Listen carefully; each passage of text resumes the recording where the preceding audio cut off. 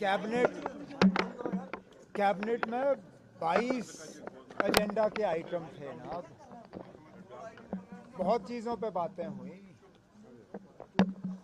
द्वारका में नया कश्मीर हाउस बने, उस पे R&D डिपार्टमेंट में चीफ इंजीनियर्स की प्रपोजल, उस पर बात हुई। कोऑपरेटिव सोसाइटीज़ को किस तरह हम नए सिरे से उनको ज़िंदा कर सकते हैं, उसके लिए दो तीन एजेंडा आइटम थे। बहुत सी बातें थी। एक आइटम जो है वो रिजर्वेशन को लेके भी था। अब कैबिनेट मीटिंग की मिनट्स साइन करने और उन्हें ऑनरेबल एलजी साहब के पास भेजने से पहले मैं उन पे यहाँ तबसरा करूँ, गलत होगा। मैं सिर्फ इतना ही कहूँगा कि कोशिश की गई है, जिस तरह हमने लोगों के साथ वादा किया है कि हम इसको थोड़ा सा रैशनलाइज करें। कोशिश ये भी की गई है कि कहीं पे किसी के साथ नाइंसाफ़ी ना हो। हमने वक्त इतना लगाया क्योंकि ये मुद्दा ऐसा है कि इसके साथ सियासत करना बहुत आसान है, और आपने देखा भी है। जो लोग कल तक हमें ताने दे रहे थे कि आप लोगों ने रिजर्वेशन पे कुछ नहीं किया, आज हमें धमकियां दे रहे हैं कि अगर ये हुआ तो हम एहतजाज शुरू करेंगे। कैबिनेट ने अपने तरफ से कोशिश की है कि एक ट्रांसपेरेंट और एक फेयर प्रोसेस जो है हम अडॉप्ट करें। अब मामला ऑनरेबल एलजी साहब के पास जाएगा। जब तक फाइल उनके पास नहीं पहुंचती तब तक इससे ज़्यादा मैं इस पे कहूँगा नहीं। तो ऐसा क्या आप माने हम माने कि आप जो मानना चाहें आप मानिए ना। हमने इसमें इससे ज़्यादा डिटेल्ड एक्सरसाइज हम नहीं कर सकते थे। हर इशू को देखा गया, एक बार से ज़्यादा इस पे बहस हुई। ये शायद तीसरी या चौथी मर्तबा है कि मामला कैबिनेट के सामने आया। 6 महीने कैबिनेट की सब कमेटी, हमारे सीनियर कुलीग सकीना यत्तू साहिबा ने उसकी अध्यक्षता की। हमने अपने तरफ से जितना हम कर सकते थे इस मामले को सुलझाने के लिए हमने किया। बाकी आगे देखी जाएगी।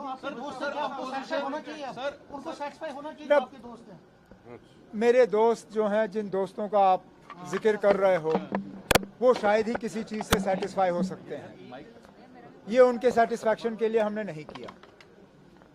किसी एक आदमी को लगे कि ये उसके लिए है या उसको खुश करने के लिए है, ये उसकी गलतफहमी है। ये किसी एक फ़र्द के बारे में नहीं है, ये जम्मू कश्मीर के आवाम के बारे में है।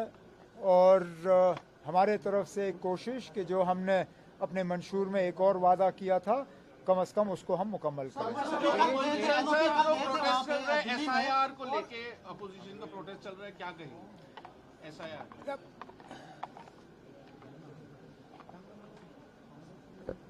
इलेक्शन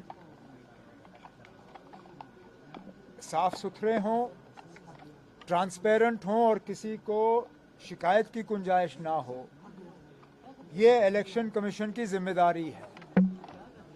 अगर एसआईआर को लेके खदशात हैं तो इलेक्शन कमीशन को तमाम पॉलिटिकल पार्टीज़ को बुला के उन्हें समझाना चाहिए कि ये एसआईआर है क्या चीज़ और इसमें खतरा नहीं है। क्योंकि मैं उन लोगों में से हूँ, मैंने कभी मशीन के चोरी की बात नहीं की है। मैं आज भी नहीं मानता हूँ कि मशीन के ज़रिए इलेक्शन में चोरी की जा सकती है, लेकिन ज़रूर कहीं ना कहीं इलेक्शन को मैनिपुलेट किया जा सकता है। अगर आप देखें तो एक हद तक जो यहाँ पे डिलिमिटेशन की गई वो भी इलेक्शन मैनिपुलेशन था। आपने एक पार्टी को खुश करने के लिए जम्मू में 6 सीटें बढ़ाई और बढ़ाई भी वहाँ जहाँ एक पार्टी को उसका फ़ायदा मिल सकता था। शायद इसलिए एसआईआर को लेके भी हमारे कुछ खदशात हैं। बेहतर यही होगा कि इलेक्शन कमीशन वाले जो हैं हम सबको बुलाएं और हमें समझाएं कि ये एसआईआर है क्या चीज़ और इससे घबराने की जरूरत नहीं है। महात्मा गांधी दिल्ली गए थे और उन्होंने जेपी नड्डा से बात की है, वो आप कह रहे हैं कि वहाँ गुरुकुल बनना चाहिए। तो बने। मैं फिर अब आप कितनी बार यही सवाल मुझसे करोगे? किसने रोका ना? आप बनाइए गुरुकुल। आपने अगर मजहब के बुनियाद पे सीटों का बंटवारा करना है तो उस जगह को रखिए माइनॉरिटीज के लिए। जो ग्रांट इन एड गवर्नमेंट की तरफ से मिलता है वो पैसा हम कहीं और लगा देंगे, हमें कोई एतराज नहीं है।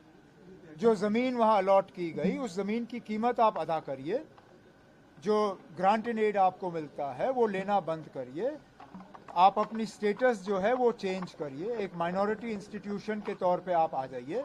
उसके बाद अगर आप मजहब के बुनियाद पे सीटें बांटना चाहते हैं आप बांटिए, कौन रोक सकता है। लेकिन अभी तक आपने नीट का इम्तिहान कबूल किया है। नीट के इम्तिहान में सिर्फ और सिर्फ जो है काबिलियत देखी जाती है, मेरिट देखा जाता है। अब अगर आपके बच्चों का मेरिट नहीं आता है उसके लिए आप किसी और को कसूरवार कैसे ठहरा सकते हो? ठीक।